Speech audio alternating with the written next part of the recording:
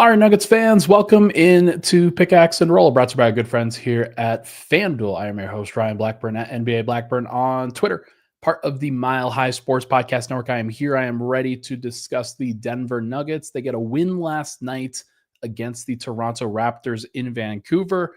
It was a really impressive game, a little sloppy given the amount of turnovers that were had, but I kind of give that at least a small pass, given that, it's preseason.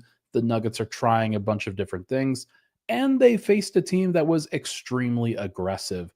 So, not surprising that something like that happened, but still encouraging that Denver was able to win anyway and then kind of figure out some opportunities to extend their lead at the right time. Deron Holmes comes in, 4 minutes left in the game, curiously late on that substitution.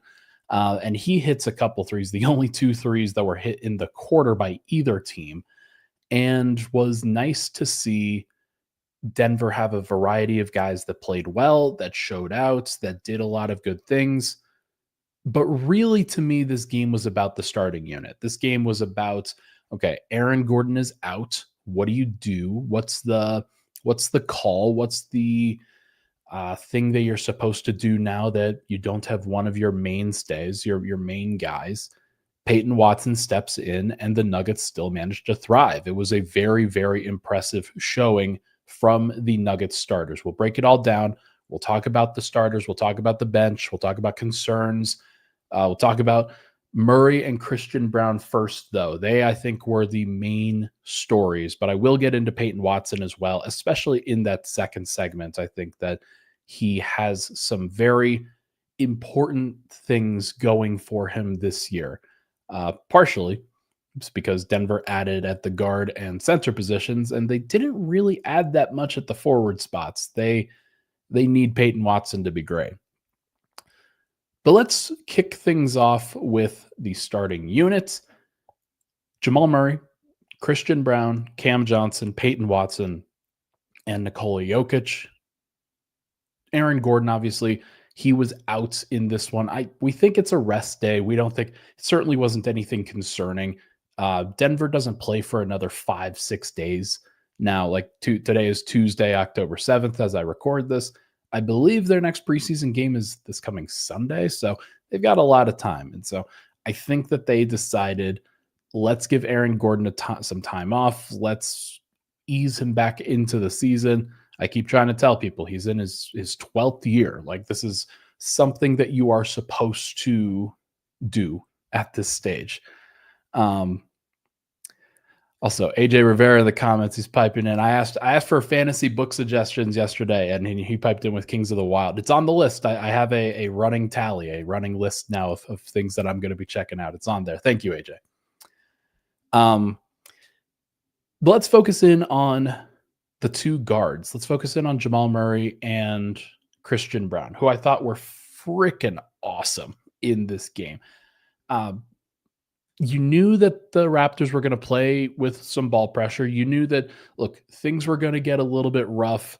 Christian Braun had 3 turnovers. Jamal Murray had 2. It wasn't perfect. One of those turnovers for Christian Braun, I'm pretty sure, a little bit of a travel, when he was trying to run a fast break. They're minor things I'm not concerned about.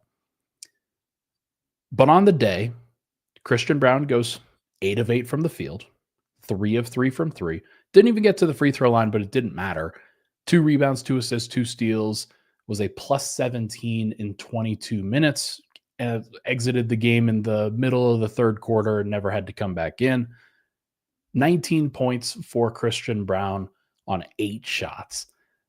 Obviously, that's incredible efficiency. I hope people don't minimize that because of how efficient the Nuggets are as a team, because of how efficient they've been so far. Jokic, of course, sets records with his efficiency frequently. And Aaron Gordon has always been a guy that's been relatively high, especially when he's focused around the basket. Christian Braun, man, that is not what a shooting guard is supposed to do. You are not supposed to go 8 of 8, including 3 of 3 from 3. The threes that he's taking and making right now, including in the last game and in this game, none of them have touched the rim. Like they are just straight through the bottom of the net. And he has been so impressive to me. Um, a little bit like lacking on the defensive end in the first game on Saturday, but I thought that second game he really stepped up. He really showed what he could do. And as he continues to grow into this role, I have kept trying to tell people that this was coming, that this was something that was happening. And it's not just about like, okay, he's making more threes, whoop de doo. It is the confidence and the mental fortitude that you can see from somebody that had a successful year as a starter, is stamped now in the NBA. He's going to get a contract. He doesn't like which contract it is not is a question. Like Jonathan Kuminga is a guy who has dealt with a whole bunch of contract concerns for the Golden State Warriors this past year. So much of his is about potential versus production. Christian Braun produced last year for a contender. Like he really produced, and he's going to keep getting better. I don't see any reason why he wouldn't. So I've been very impressed with the way that he has comported himself. And I think heading into year 4, year 2 as a starter for the Nuggets, I think he's in line for a really, really impressive season.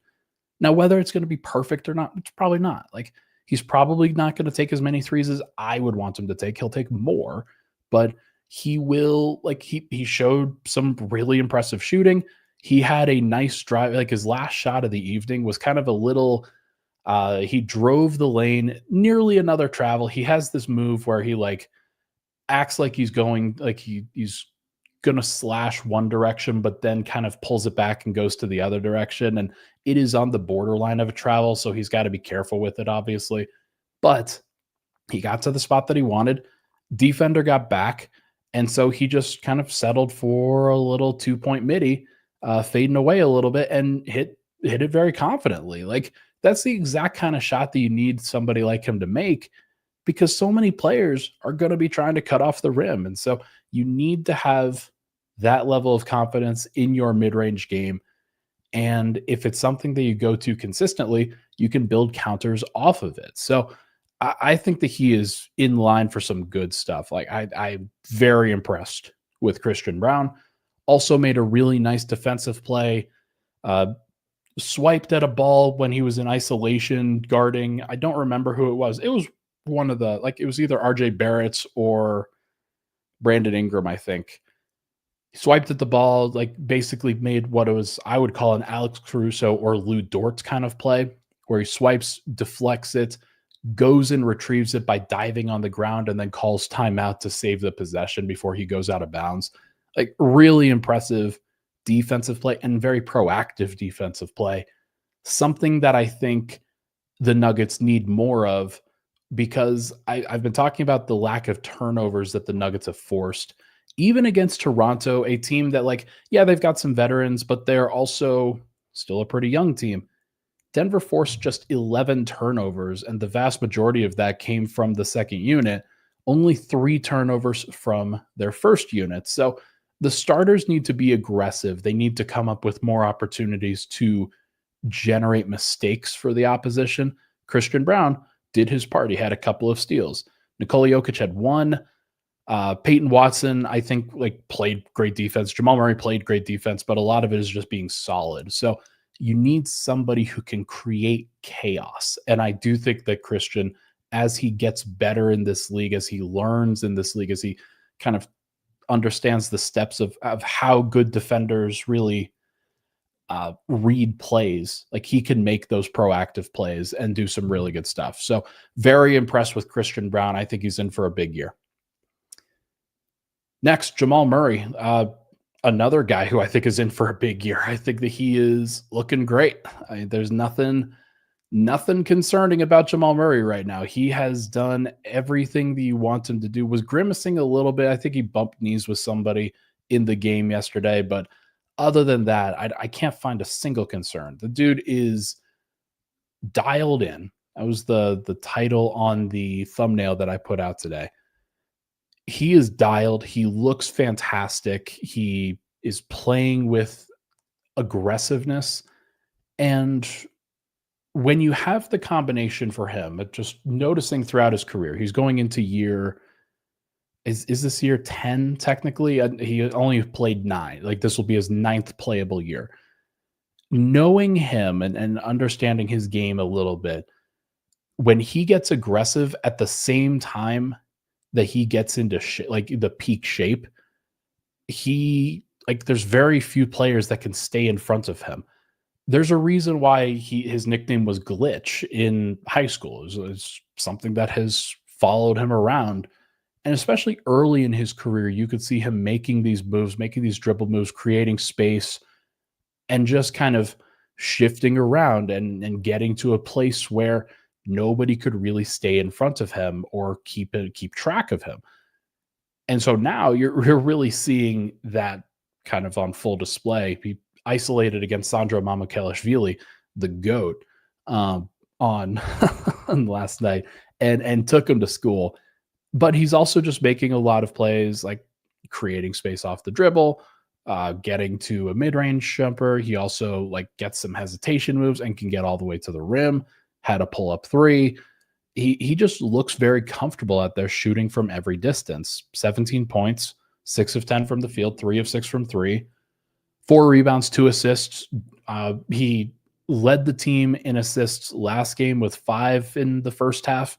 This game he only had 2, but that's because Jokic had 5 and Peyton Watson had 4. So the lineups are blending together pretty well. And when Jamal Murray is this dialed in and really looking to score, it makes everything simple for everybody else. Peyton Watson doesn't have to feel like, okay, I don't need to make a whole bunch of plays off the dribble. Christian Braun can pick his spots, but he was picking them really well. Cam Johnson can be more of a playmaker as well. Nikola Jokic doesn't have to dial in a whole bunch of shots. Now, Nikola Jokic still managed to score 17 points because he got to the free throw line 9 times in 21 minutes. A little bit of grifting there, but also like they were playing very physical with him. But like he doesn't have to be a super high usage guy all the time as a result. When Jamal Murray is taking on that necessary burden, that necessary allotment of shot making and shot taking, and he's making them at a good rate, that's where you really start to shine as a team. 6 of 10, 3 of 6 from 3 is great. Got to the free throw line, made a couple. I just am really impressed with how he's handling himself. I think he is, on both ends of the floor, has been Denver's, can I say that? Can I say that he's been Denver's best guy so far through 2 games? Certainly their leader through 2 games, where Jokic is still trying to dial in the amount of effort and physicality that he wants to play with on the defensive end. I think that that's Jokic though. Like I'm not concerned about him, obviously, but I think that he is very clearly just working on different things in his game, trying to figure out how to work with other people. And a lot of this is now, hey, Jamal needed to show where he's at. Christian wanted to show where he's at. You need to get Cam Johnson some reps. So like Jokic he doesn't need to like be dialed in the preseason. I'm not concerned about that, but he's trying stuff. The baseline wraparound pass, the one-handed wraparound that he had was pretty awesome. Just really nice to see. Really nice to see for sure. Okay. True Teller pipes in. I'll get to this in the second segment. What is the basketball point of Zeke Naji and Hunter Tyson over Deron Holmes? Politics. It's time Cronkies eat the money on Naji and Tyson contracts, open up 2 roster spots, and play Holmes. Look, I know we're going to get a lot of fans that feel that way.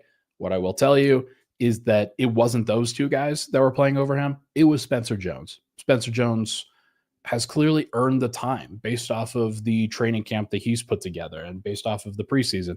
And honestly, Spencer Jones has been pretty good, folks. Like he's been very, very good defensively. He's been one of Denver's bright spots on the defensive end. He's one of the only ones.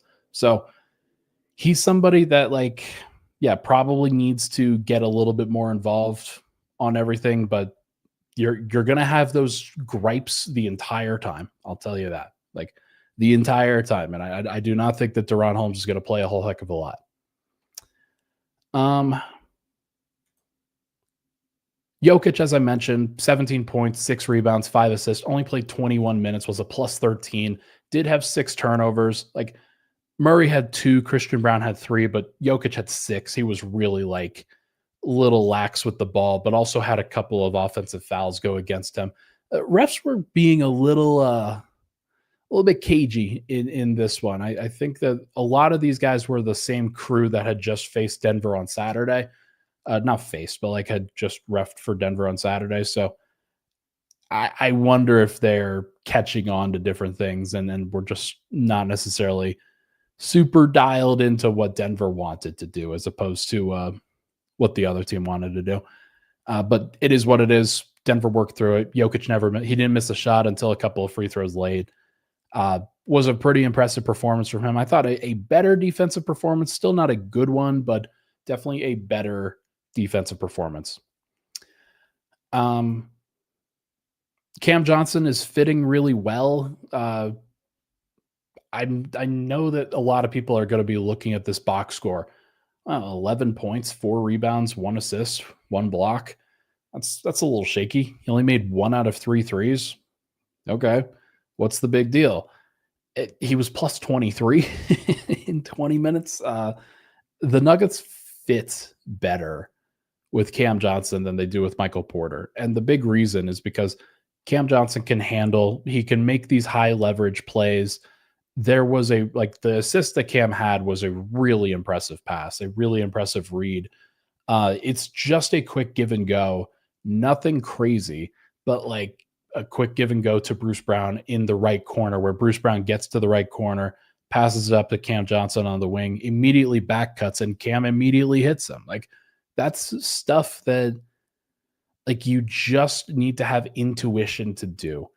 And I'm looking forward to seeing how Cam's role continues to increase because it will increase. Like he's not going to settle at 11, 4, and 1. That's not the amount of like production that you're going to get from him. He's going to be more productive. But the big question here is what it looks like and who really steps up at various points. It could be Christian Braun. It could be Jamal Murray. It could be Aaron Gordon or Peyton Watson. And it could be Cam Johnson. And like Jokic, the numbers are going to be there. But the other numbers are all going to be night to night. And it's going to be about who reads the floor really well and just where the ball ends up going on that particular night. It's not going to be like people are talking about you can count on Mike, you can count on 17 and 7, 18 and 7 every single night. I don't know if that's fully true, but he was definitely very stable. He was definitely a pretty stable presence. But I think with Cam, the ball is just going to flow better. And it's going to be pretty natural, I think, for what the Nuggets are doing. Okay. Last thing before we go to a break. According to FanDuel, the Nuggets are minus 4,500 to make the playoffs and plus 1,000 to miss. And I think the reason why the number is that high, obviously they are great, but the floor is just so high for Denver, not just with Jokic, but with the starting lineup that they've built, with the veterans that they have around him. Everybody fits really well. And to me, it's just knock on wood. I don't really see a lot of scenarios where Denver misses. There is a scenario. It's a lot of injuries, but I think as long as Denver's relatively healthy throughout the year, they're going to naturally fall into wins because they fit so well, because the offensive rating is going to be so high with their starting unit that even if the second unit isn't everything that we would hope for it to be, it's still going to be okay because the starters are that good, because the starters are just going to be plus 10 to plus 15 pretty much every night. And if they could get that pretty consistent production from the bench on against 20 out of the other 29 teams, they're going to win a lot of games. So I'm looking forward to it. I'm looking forward to seeing what Denver does. how they handle like the elite opponents. What are the bench guys going to be able to do? We'll talk about that in the next segment, but I just know that the level that the Nuggets are at right now is like the baseline is so good that a lot of the concerns and a lot of the quibbles that I'm going to have are about going from good to great. And it's this stuff. It is just the small marginal stuff that turns a good team to a great team and then a great team into a title contender. And we'll see whether they could get there, but I do think that they're well on their way. And I don't have many concerns about the offense. That's for sure. All right. Let's take a break. When we come back, we're going to talk about a concern about the offense, ball handling on the other side here on Locked On Nuggets.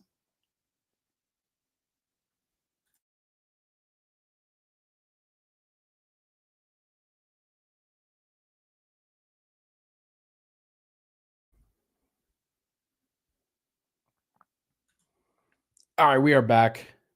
Did I say Locked On Nuggets? I'm sorry. I meant to say Pickaxe and Roll. That's bad. That's not my best moments. I'm tired. It's for me it is early in the morning, but that's because it was a very late night. Um, doing all the good coverage, putting together all the good things. If you missed it, if you want a written form of the podcast of Pickaxe and Roll, I put together my recap and or kind of takeaways from this last game that went up at about 8:30 this morning.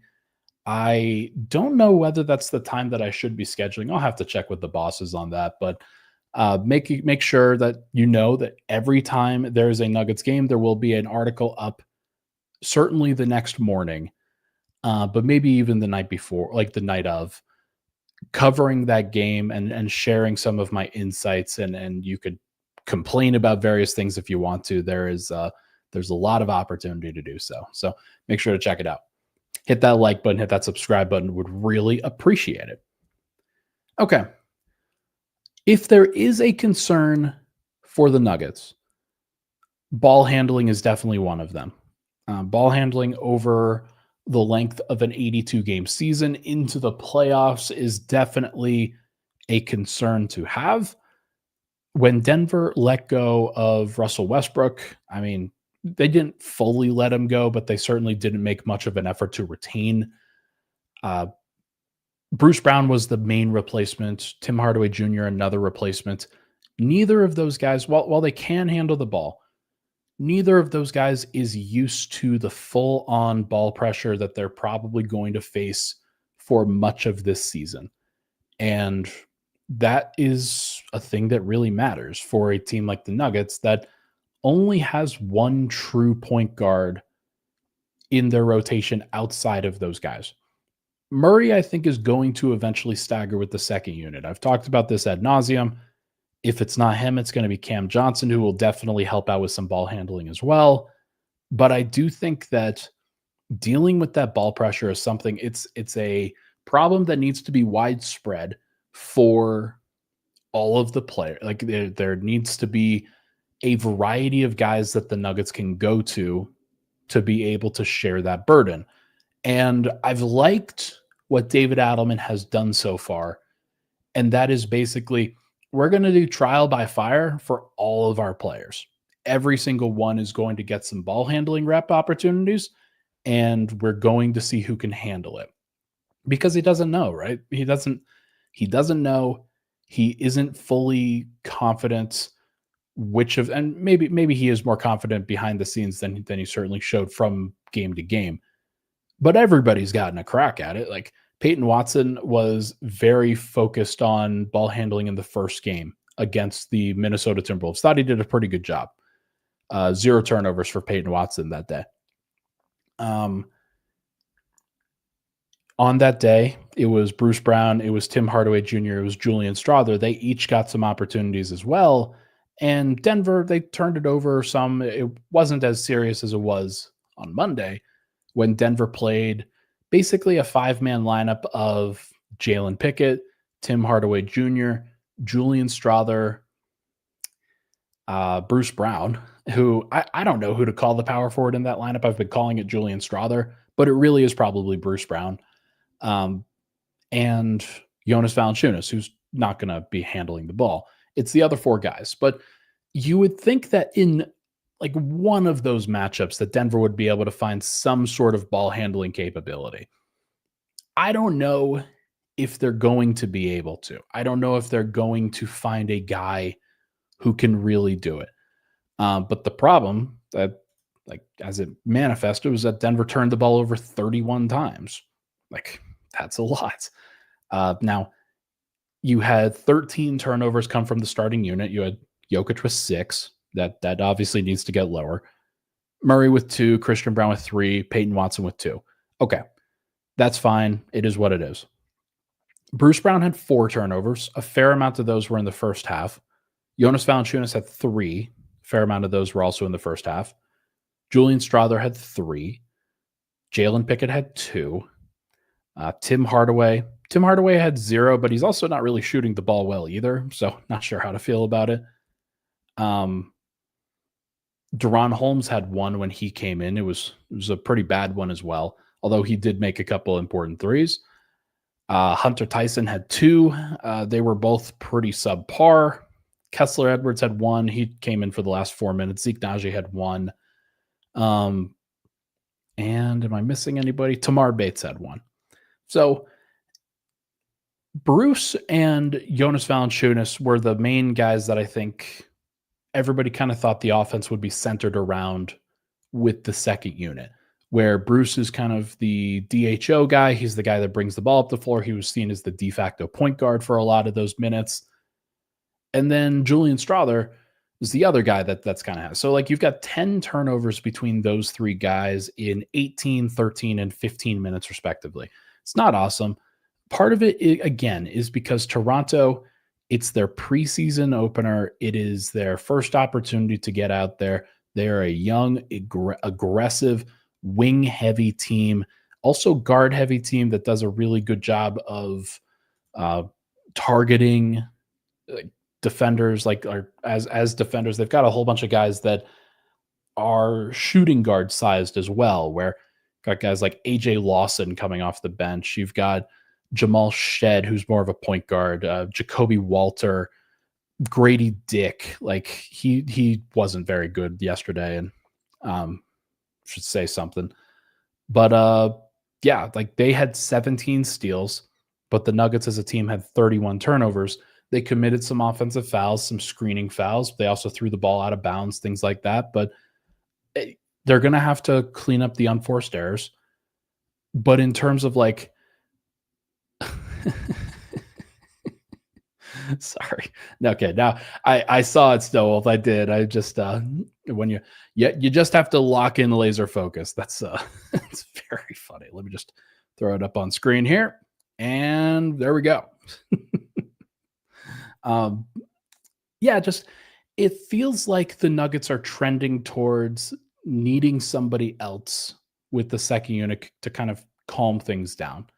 And I don't know who that's going to be. Like Peyton Watson is going to be with the second unit. He's not going to be with the first unit unless there are injuries to Aaron Gordon or Peyton or Cam Johnson. I think that what you're really going to get is Jamal Murray staggering.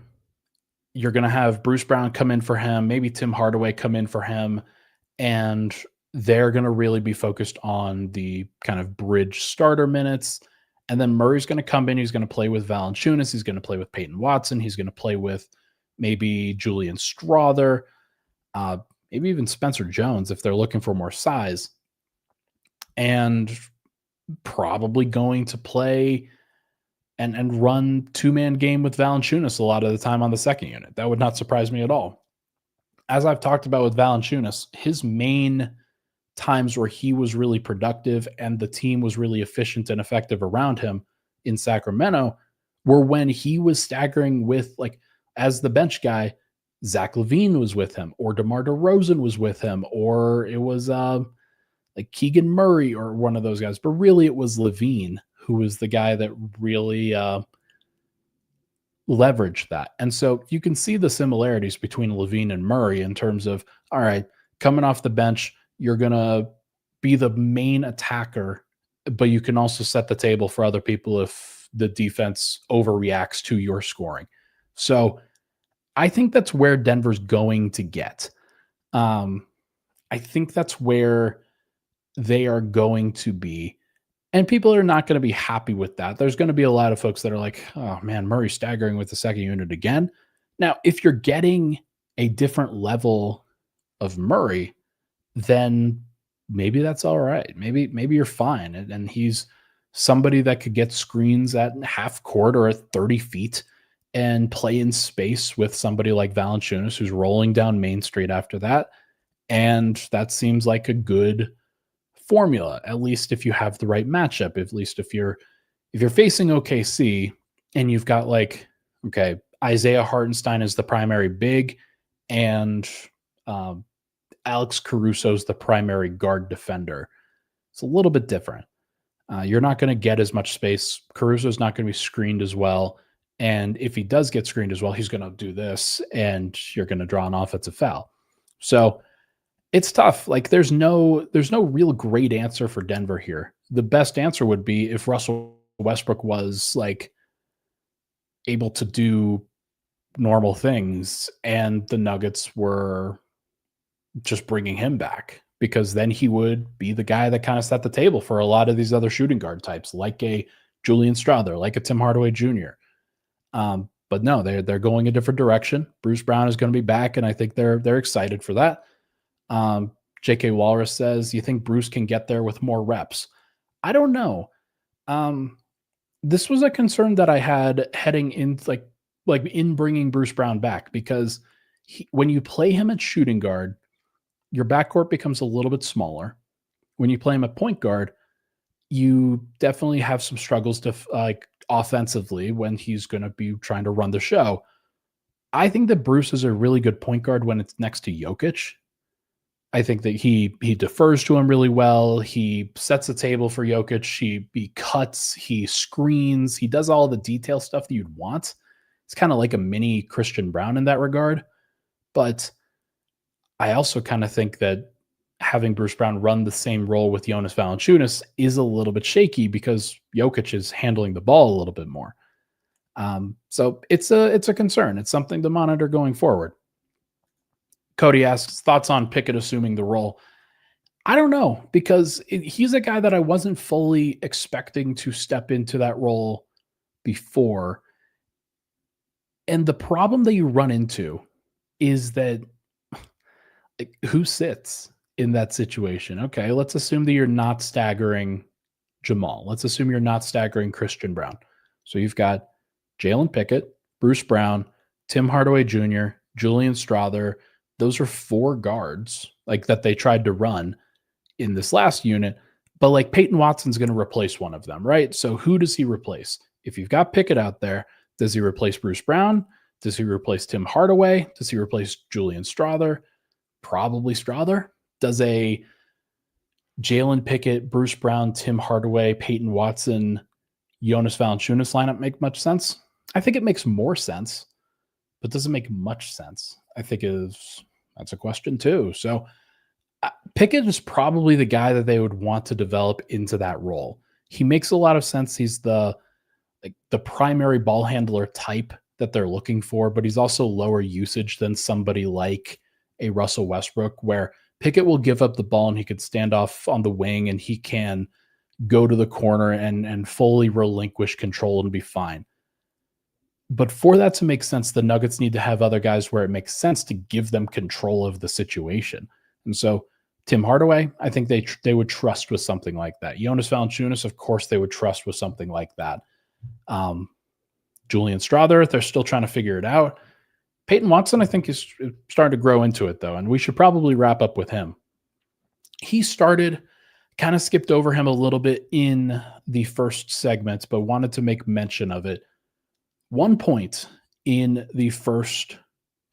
basically the 2.5 quarters that he played with the Nuggets starters, but it didn't matter. Like, he was 0 for 2, 1 of 2 from the free throw line, but the detail stuff that he did on both ends of the floor was really important. 7 rebounds, 4 assists, only 2 turnovers while dealing with a lot of that ball pressure, was a plus 15. He was out there kind of doing the accompanying things. He was setting screens, he was making plays, he was just being the glue that kind of held some lineups together, where you've got a whole bunch of scorers, you've got a whole bunch of creators, you've got a whole bunch of playmakers, and then you also have Peyton Watson kind of tying the room together with the defense, with the consistency and the rebounding. Like, I know that you guys have seen Peyton Watson rebounding, and I know that you've seen it stand out because I have too. He led the entire game in rebounding in just 22 minutes. Like, that's nice. That's something you want to see him flying up there. You want to see him really taking advantage of being a great athlete. And I've been very impressed with the way that Peyton Watson has handled it. David Adelman said last night, he's trying to do the right things here. And to me, that matters because Peyton Watson's in this contract situation. He's in a situation where, yeah, he could be trying to show what he's capable of. He could be trying to show what he's doing. Right now, through 2 games, he's just making a lot of the right plays. 5 of 5 from the field in the first game, 7 rebounds and 4 assists as a starter in the second game. That's great. Also, Scotty Barnes shot 0 of 6. It wasn't entirely due to Peyton Watson, but like, Peyton Watson is very disruptive as a help defender and as an on-ball defender. Like, you're doing a lot of great stuff. So I think that there's like there were a lot of contests that he had. He had one contest where Grady Dick actually made, it was the only shot that Grady Dick made, but it was in the left corner where Peyton Watson is helping towards the middle, helping towards the left wing, has to sprint out to the left corner. And I swear he got a fingertip on the ball, but it was just such a quick trigger from Grady Dick that like he was able, like somehow made the shots. But I was just really impressed by the closeout, really impressed by the range and the intuition that Peyton Watson has for blocking those kinds of shots and disrupting them is genuinely impressive. So everybody here has been too low on Peyton Watson. He played 2 seasons for Denver. He was already a project going into it. And like, say what you want about Calvin Booth, but I think he found a player in Peyton Watson who is worth developing, who is worth taking your time with, because his skill set is very much like OG Anunoby-esque. Not Mikal Bridges, because Mikal's kind of really developed into a full-on like creator as well. But somebody who is a 3-and-D wing, who is a trustable forward on a variety of different players, can really impact the game with his defense, and also has a burgeoning offensive skill set that is worth exploring. I think that Peyton Watson deserves to get paid. I think that Christian Braun deserves to get paid. I've said this from the beginning. I think that Denver should just bite the bullet and do it. I don't care as much about the flexibility because they found a group that they like, and the contract sizes that they're at are a little bit more in line with where they're needing to be, that are like tradable contracts going forward. So I think it's okay to pay a guy like Peyton Watson. I think it's okay to pay a guy like Christian Braun, because the fact is, you look at the power forward depth chart right now, it is like not awesome behind Aaron Gordon and Peyton Watson. Spencer Jones has become the de facto 3rd power forward for Denver.